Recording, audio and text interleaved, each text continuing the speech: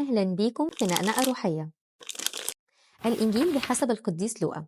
كاتب الإنجيل ده هو القديس لوقا، وهو كان زميل للقديس بولس الرسول، وكمان كان طبيبه الخاص وكان مؤرخ رحلاته، وبقى عضو في كنيسة أنطاكيا سنة 40 ميلادية.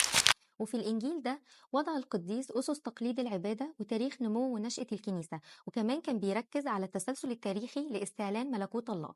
عشان كده الإنجيل ده بيعتبر من أكبر الأناجيل حجما وتنوعا في الموضوع.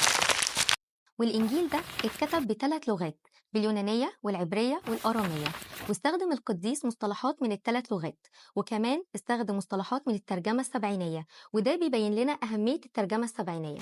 زمن الكتابة بيرجع لزمن سجن القديس بولس الرسول، يعني آخر سنتين من عمره، حوالي 61 ميلادية، ومكان الكتابة في روما.